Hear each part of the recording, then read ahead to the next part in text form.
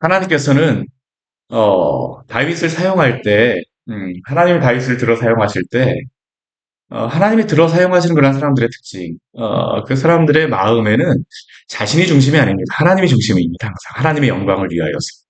내가 하겠다라는 게 아니고요. 하나님께서 그 마음을 허락하여 주시고 소원함들이 있습니다. 다윗의 마음속에 항상 무엇이냐면요. 하나님께 영광 돌리고 하나님을 거룩하신 그 이름이 온 세상 가운데 드러나기를 소망합니다. 하나님을 예배하고자 하나님과 동행하고자 하는 마음이 그의 마음속에는 항상 충만합니다. 그래서 우리 역대기의 말씀을 보게 되면 다윗이 왕이 되었을 때도 가장 먼저 한 것이 언약궤를 가지고 오는 것이었습니다. 하나님과 동행하며 하나님과 사귀며 하나님의 그 영광이 만방에 드러나기를 원하고 있죠. 그리고 이 언약궤를 가지고 왔을 때 또 그의 마음속에 가졌던 그러한 소망함들이 무엇이었었냐면 하나님의 성전을 짓고 싶다. 이 성전을 짓는 것, 그의 마음속에 분명히 하나님께서 이것도 주신 소원입니다. 근데 참 우리가 이 말씀을 보게 되면 하나님께서 그런데 다윗에게 그 소원함은 주셨습니다. 다윗이 그 마음속에 가진 것이지만 하나님이 또한 주신 소원입니다. 근데 하나님께서 그 소망함들 어떻게 하세요? 막으십니다. 너는 성전을 짓지 못하리라. 그러나 그가 하나님께서 이 성전 짓는 것을 막으셨다라고 해서 하나님이 그것을 원하시지 않는 것은 아니었습니다. 비록 다윗은 아니지만 그의 아들 때, 그리고 하나님께서는 너가 내 집을 짓는 것이나 내가 내 집을 짓겠다라고 하는 게 다윗에게 주신 또한 언약이었습니다. 그러면 다윗이 이제 그의 아들 때, 하나님께서 그 성전을 짓게 하시고, 하나님 그 집을 세우시겠다는 그 약속을 받았을 때, 그 다음부터 다윗이 하는 것은 무엇일까요? 성전 짓기를 준비합니다. 이제 그 17장 말씀에서 이 언약에 대한 말씀을, 다윗 언약에 대한 말씀을 주시고 나서 기도를 하고 난 다음에 이 뒤에 있는 모든 일들은 무엇이냐면, 다윗이, 하나님의 성전을 짓기 위해서 준비하는 겁니다. 그럼 그때 하나님께서는 무엇을 할까요? 다윗으로 하여금 그 성전을 지을 수 있는 힘도 허락하심을 믿으시기를 바랍니다. 우리가 구원도 하나님이 하시지만 구원받은 이후에 우리 힘으로 살아가는 게 아닙니다. 무슨 힘으로 누구의 힘으로 살아갈까요?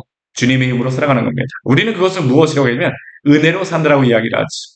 우리가 구원만 하나님의 은혜로 받는 것이 아니라 구원받은 이후에도 하나님의 은혜로 살아가는 사람들입니다. 이게 바로 성도의 삶이죠.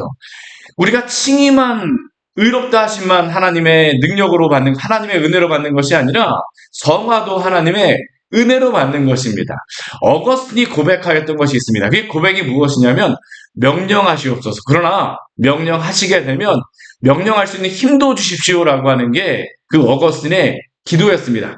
명령하신 것, 소원함을 우리의 마음속에 주시지만 그 명령을 따라 살려고 하면 어떡합니까? 우리의 힘으로 안 돼요. 누구의 힘으로 감당할 수 있습니까? 주님의 힘으로 감당할 수 있죠. 이 성전 건축에 대하여서 다윗에게 왜 하나님이 막으셨을까? 사실 다윗이 성전을 건축하고 싶지만 다윗이 성전을 건축할 수가 없습니다. 우리가 다윗이 피를 흘려서 막았다고 하지만 그 의미가 어떤 의미냐면요. 다윗이 성전 건축을 하게 되면 다윗이 물론 그 마음속에 여러 가지 준비하는 것들도 있고, 그 마음속에 소원함들도 있지만, 문제는 다윗이 성전 건축을 하게 되면 그 주변의 환경들이 다윗이 성전을 건축할 수 있도록 받쳐주질 못합니다. 왜요? 아직까지 다윗 때에는 지금 성전 건축하고 싶은 그 마음을 가졌을 때에는 그 주변에 많은 적들이 많기 때문입니다. 오늘 말씀을 보게 되면 18장 말씀을 보게 되면 그래서 어떤 말씀이냐면요.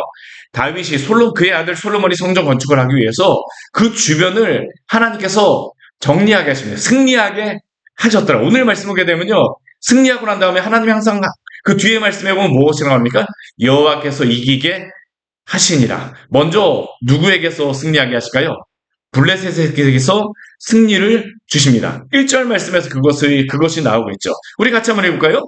그 후에 다윗이 블레셋 사람들을 쳐서 항복을 받고 블레셋 사람들의 손에서 가드와 그 동네를 빼앗고, 우리 역대상 18장 1절 말씀을 보게 되면 그 후에라고 말씀하십니다. 그 후에는 무엇입니까?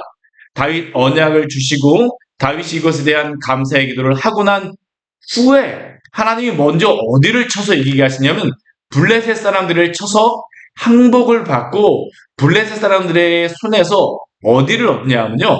가드를 없습니다. 제가 이스라엘에 있을 때 가드를 가보았어요. 가드를 가보게 되면요. 그 가드 같은 경우에는요. 남아있는 게 정말 아무것도 없습니다. 제가 거기에 가보게 돼서 뭐 돌덩이도 남아있잖아요. 거의 다 허물어졌습니다. 아마 완벽하게 파괴를 했던 것 같아요. 그냥 이렇게 산 위에 언덕 위에 그런 것들만 좀 남아있고 가드는 명확하게 어디인지도 명확하지 않아요. 이곳이라고도 뭐 이야기를 하는데 시간도 사실 많이 지났죠. 이 다윗이 이곳을 점령하고 난 다음 다윗이 이곳을 치고 난 다음에 3천년의 그러한 시간이 흐른 때입니다. 그래서도 그렇지만 하나님께서 이 블레셋에게서 완벽한 승리를 얻게 합니다. 우리 이 가드와 그 동네를 빼앗았다라고 이야기를 하지만 우리 이 말씀이 오늘 말씀이 사무엘하 우리 말씀 우리 그 8장 말씀을 보게 되면 동일한 말씀이 나와 있는데요. 이 사무엘하 말씀에서 나왔을 때에는 이 가드라고 나오지 않고 이 동네를 어떠한 동네로 다 이야기하냐면 메대간마라고 합니다. 메대간마를 쳐서 그 동네를 빼앗았다라고 사무엘하 말씀에서는 기록이 되어 있어요. 그런데 이 메덱 안마라고 하는 의미가 이게 좀 중요한데 사실 메덱 안마라고 하는 지역이 없습니다. 그런데 사무엘하에서는 메덱 안마라고 그 지명을 이야기해요. 근데 역대기의 말씀에는 거기가 어딘지 이야기하죠. 가드입니다. 가드. 왜 가드를 메덱 안마라고 이야기를 했을까요? 이 메덱 안마라고 하는 그러한 의미는 이 메덱이라고 하는 의미가 굴레 재갈이라는 그런 의미입니다. 우리 입에다가 이렇게 재갈 불린다고 이야기를 하잖아요. 이게 바로 메덱이라는 의미고요. 이 안마라고 하는 의미는 우리가 잘 아는 단어입니다. 뭐냐면 우리가 엄마라고 부르잖아요. 그렇죠? 어머니를 엄마라고 부르잖아요. 근데 이스라엘 사람들도 엄마라고 부릅니다. 안마. 그러니까 어머니 입의 재갈. 이게 바로 이 메덱 안마의 의미입니다. 모성이 의미는 이 가드라고 하는 지역이 블레셋의 모성과 같은 지역입니다. 가장 큰 지역이고 가장 중심적인 지역입니다. 그래서 다윗이 블레셋으로 도망갔을 때에도 누구에게 도망갔었냐면요. 가드왕 아기스에게 도망갑니다. 그리고 그 가드왕 아기스를 왕이라고 이야기를 해요. 왜 그렇습니까? 가드 같은 경우에는 다 이게 성별로 다 그 도시 국가였었는데 그 도시 국가 중에서 가장 중심적인 도시가 어디냐면 이 가드였습니다. 근데 이게 이스라엘 백성에게는 무엇과 같았었냐면요. 제갈 같았어요. 불레와 같았습니다. 사울이 다윗을 쫓아왔지만 다윗이 가드에 도망갔을 때 사울이 다윗을 쫓아오지 못해요. 왜요? 블레셋이 그 시대에 가장 강력했었거든요. 우리 다윗이 그 전체 온 이스라엘 왕이 됐다고 했을 때도 가장 먼저 쳐들어왔던 그 나라가 어디냐면 민족이 어디냐면 블레셋이었습니다. 우리 앞부분에서 두 번씩이나 전쟁에 이기게 하신 것을 보는데요. 다윗이 첫 번째 전쟁에 승리하는 그 지역을 어디로 가게 되냐면 블레셋을 이야기합니다. 왜냐하면 다윗이 만약 성전 건축을 한다고 해보십시오. 가장 먼저 와서 해방을 놓고 이스라엘 민족을 어렵게 할 민족이 누구일까요? 블레셋입니다. 하나님이 블레셋을 치시는 거예요. 그래서 하나님이 성전을 건축할 수 있도록 준비시키시는 것입니다. 그냥 단순히 다윗에게 하지 말라가 아니라 그것을 준비시켜서 이 성전 건축을 할 수 있도록 허락하시는 장면이 바로 이 장면이죠. 특별히 블레셋은 어디 있냐면 이스라엘의 서쪽에 있는 지역입니다. 또 그 다음에 어디를 치냐면 우리 2절 말씀을 보게 되면 모압을 쳤다라고 합니다. 모압. 이 모압 같은 경우에는 어떠한 민족입니까? 이스라엘과 형제 국가였습니다. 다윗과는 굉장히 가까운 민족이 바로 이 모압입니다. 왜냐하면 다윗의 증조 할머니가 모압 여인 룻이었습니다. 룻. 그렇기 때문에 다윗하고는 가까웠어요. 그래서 다윗이 도망할 때에 사울이 하도 쫓아오니까 어디로 다 자신의 가족을 피신시키냐면요. 이 모압으로 다 피신을 시키게 됩니다. 근데 참 이 사무엘 상하 말씀에 보게 되면 이게 좀 안타까운 게 뭐냐면 다윗의 가족이 다윗의 그 부모님이라든가 그런 사람들이 모압에 피한 이후로 다 나오지를 않습니다. 그 이후에. 그래서 추정하기로는 어떻게 생각을 하냐면 모압의 다윗이 가족들과 그 뭐 자기 일가 친척들을 피신시키지만 근데 그 이후에 이 다윗의 가족이 좀 해를 입었던 것 같아요. 그래서 사무엘 하 말씀에 보게 되면 모압에 대해서는 다윗이 어떻게 하냐면요. 두 줄 길이의 사람은 다 죽이고 한 줄 길이의 사람만 살렸다라고 이야기합니다. 이건 어린아이만 남기고 어른들은 다 죽였다라고요. 친척인데 이렇게 할 이유가 없습니다. 아마 그러한 이유 때문이 아닐까라고 생각을 하죠. 사울에게 그 같이 연합했던 사람들이라고 생각합니다. 그래서 두 번째 어디를 치게 하시냐면 다 하나님께서 모압을 치게 하시죠. 이 모압은 어디냐면 이스라엘의 동쪽에 있는 지역입니다. 서쪽과 동쪽을 하나님께서 치게 하셔서 잠잠하게 되는 겁니다. 모압을 칠 때 그냥 모압만 치는 것이 아니라 암몬도 같이 그 하나님께서 이기게 하세요. 그리고 또 어디를 점령하게 되냐면 우리 3절 말씀에 가게 되면 소바왕 하다데레셀이 에브라데 강가에서 자기의 세력을 펴고자 하는데 이 소바왕 하다데레셀은 어디 지역이냐면 이쪽 지역에 있는 그러한 왕이었습니다. 오늘날로 다치게 되면 이 뒤에 아람 사람, 다메섹 아람 사람도 나오지만 이 소방 하다데셀 그리고 다메섹 아람 사람은 이 북쪽에 있는 그러한 지역의 사람들이었어요. 그런데 다윗이 이곳을 점령합니다. 이기게 하세요. 근데 다윗이 여기서 이기게 하였을 때 하나님의 능력을 의지한다라고, 하나님을 의지한다라고 분명히 볼 수 있는 게 무엇이냐면요. 4절 말씀이 나와 있습니다. 우리 4절 말씀 같이 한번 읽어볼까요? 다윗이 그에게서 병거 1000대와 기병 7,000명과 보병 2만 명을 빼앗고 다윗이 그 병거 100대의 말들만 남기고 그 외의 병거의 말은 다 말의 힘줄을 끊었더니 네. 우리 이 시대 가장 강력한 무기는 무엇이었습니까? 병거입니다. 병거는 오늘날 탱크와 같습니다. 우리나라 6.25 때 북한이 쳐들어왔을 때 우리가 막을 수 없었던 이유가 우리는 수총밖에 가지고 있지 않고 탱크가 오게 되니까 막지 못했다라고 이야기하지 않습니까? 이 시대 병거가 바로 그런 역할입니다. 보병하고 병거하고 싸우게 되면요. 병거가 당연히 이깁니다. 싸워서 대항할 수가 없어요. 근데 이 사람들에게 하나님이 승리케 하셨습니다. 그런데 다윗은 승리하고 난 다음에 하나님을 의지한다는 것이 무엇으로 드러나냐면 병거 1000대와 기병 그 7,000명 있었는데도 불구하고요. 이 병거 1000대를 어떻게 합니까? 기병을 어떻게 합니까? 말의 힘줄을 다 끊어버려요. 왜 다윗이 그렇게 했을까요? 우리 신명기 17장 말씀에 보게 되면 왕이 되었을 때 하나님께서 명령하시는 것이 있습니다. 여인을 많이 두지 말고 은금을 의지하지 말고 또 하나는 무엇을 말씀하셨었냐면 말을 애굽에서 사오지 말라라고 말씀하세요. 기병을 그 병거를 많이 두지 말라라고 말씀하십니다. 왜요? 하나님을 의지하는 게 아니라 이 하나님을 의지하는 것이 아니라 기병을 의지할까 봐. 그래서 하나님께서는 기병을 두도록 말씀하지 않으십니다.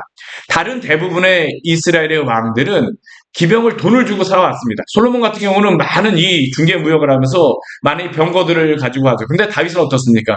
그러질 않아요. 왜요? 하나님이 나의 힘이 되어 주신다는 것.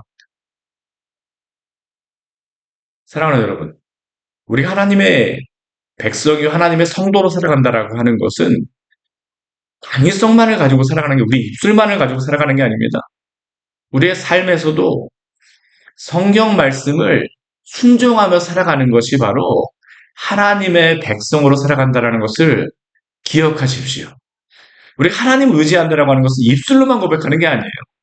실제로 그 말씀을 붙들고 살아가는 것입니다. 그게 때로는 우리에게 손해가 된다 할지라도 때로는 것이 세상적으로 옳지 않은 것 같습니다. 오늘날 이 시대 가운데 문제가 그리스도인들이 살아가면서 문제가 무엇일까요?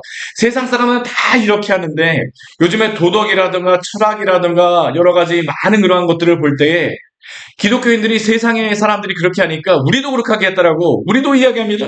교회 하는 문화가 세상을 따라가죠. 그런데 참된 성도는 어떤 사람입니까? 성경의 사람들입니다. 말씀의 사람들입니다. 다윗은 하나님의 백성, 성도로 살아간다라고 하는 것을 입술로만 하지 않습니다. 성경을 따라서 순종하죠. 이게 바로 그가 고백하는 신앙의 고백입니다. 이것도 삶의 고백이죠. 말에 힘줄을 다 끊었더니 최소한의 필요, 병거 100대만을 남기고 말들만 남기고 말의 힘줄을 끊는 거예요. 나는 하나님만 의지하겠다는 겁니다. 나는 하나님만 의지하겠다. 그러니까 하나님 어떻게 하실까요? 승리도 주시는 겁니다. 이 강력한 군대를 이기게 하셨어요. 병거천대 이길 수가 없습니다. 보병이가 하나님이 이기게 하셨다는 겁니다.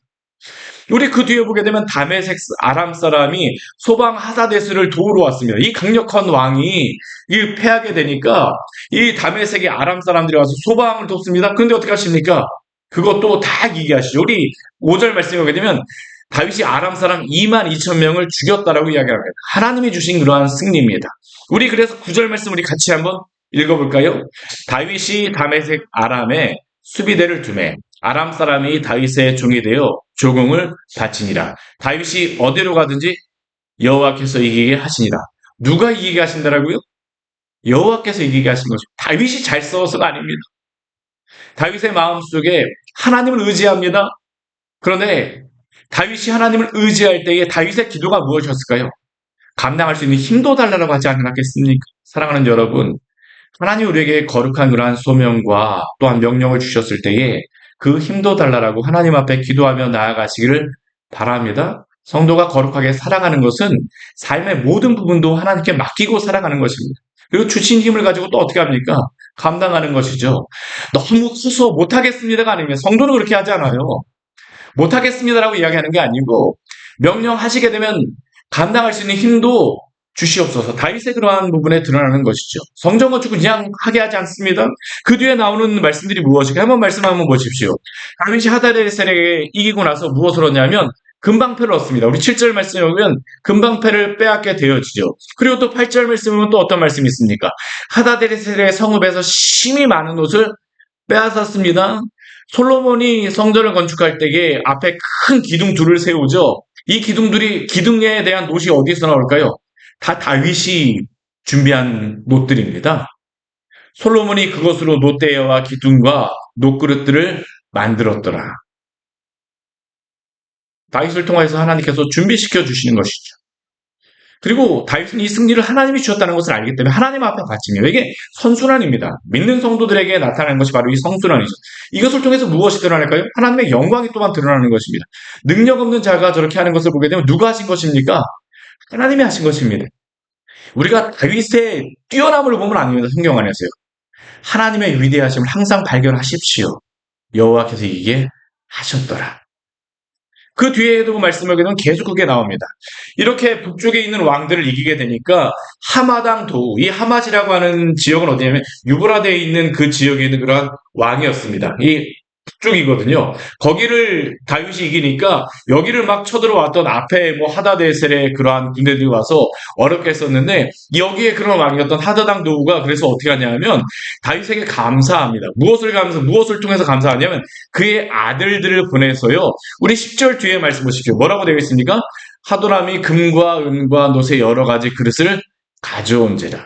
다윗이 이 지역도 점령한 그러한 지역입니다. 속국이 되었다는 그러한 의미이지만 그러나 그 가운데에서도 하나님이 뭐 다윗이 점령한다는 그러한 의미보다는 그들이 스스로가 이렇게 바치게 되어지죠. 그리고 우리 11절 말씀도 보면 어떻습니까? 우리 11절 말씀을 같이 한번 읽어보겠습니다. 다윗 왕이 그것도 여호와께 드리되 에돔과 모압과 암몬 자손과 블레셋 사람들과 아말렉 등 모든 이방 민족에게서 빼앗아온 은금과 함께 하여 드리니라. 앞에 드렸던 모든 은금들, 놋들 이것뿐만 아니라 또 어떻습니까? 에돔, 모압 동쪽입니다. 블레셋은 어쩌는 쪽입니까? 서쪽입니다. 아말렉은 어떤 지역일까요? 남쪽에 있는 그러한 백성들입니다. 남쪽에 있는 그러한 지역, 네게브라든가 이 동쪽에 있는 그러한 지역의 사람들이 아말렉인데 동서남북을 다 하나님이 어떻게 하실까요? 승리를 주시는 것입니다. 그리고 거기에 대한 결론이 무엇일까요? 우리 13절 말씀 다시 한번 읽어보도록 하겠습니다. 다윗이 에돔에 수비대를 두매 에돔 사람이 다 다윗의 종이 되니라. 다윗이 어디로 가든지 여호와께서 이기게 하셨더라. 성경의 정의는 분명합니다. 다윗이 강력해서 이겼다가 아닙니다. 다윗이 순종자리에서 그렇게 하지는 않습니다. 누가 힘을 주셔서 이기게 하십니까? 하나님이 이기게 하셨습니다. 그리고 이것을 통하여서 하나님이 당신의 영광을 나타내시고 이렇게 동서남북이 잠잠해지니까 그 다음에 무엇을 할 수 있는 것입니까? 성전을 지을 수가 있는 것입니다. 사랑하는 여러분, 우리에게 하나님께서 주시는 그런 명령들이 있습니다. 하나님 우리의 마음속에 소원함들을 주실 때요. 나는 그거 못합니다라고 우리가 할 필요가 없어요. 우리가 그때 무엇을 위해서 기도해야 될까요? 하나님 저의 마음에 그러한 소원을 주셨으면 또한 감당할 수 있는 힘도 허락하여 주시옵소서. 또 그것을 통해서 하나님께서 영광 받으시는 것입니다. 이후에 그러한 부분들을 보게 되면요. 다윗의 그러한 신하들이 세워지고 체계적으로 다스려지는 그러한 모습들을 보게 되는데 다윗이 뛰어나서가 아닙니다.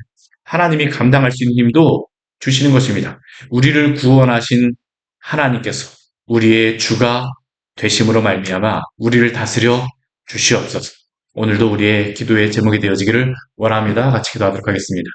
하나님 아버지 오늘 말씀을 통하여서 우리에게 귀한 은혜를 주니 감사를 드립니다. 다윗이 그 마음속에 또한 그 소원함들을 가졌을 때에 하나님께서 하나님 아버지 그 소원함들을 거절하셨지만 그러나 그것조차도 하나님의 크신 주권과 섭리 가운데에 이루어지는 것을 우리에게 또한 보여주셔서 감사합니다.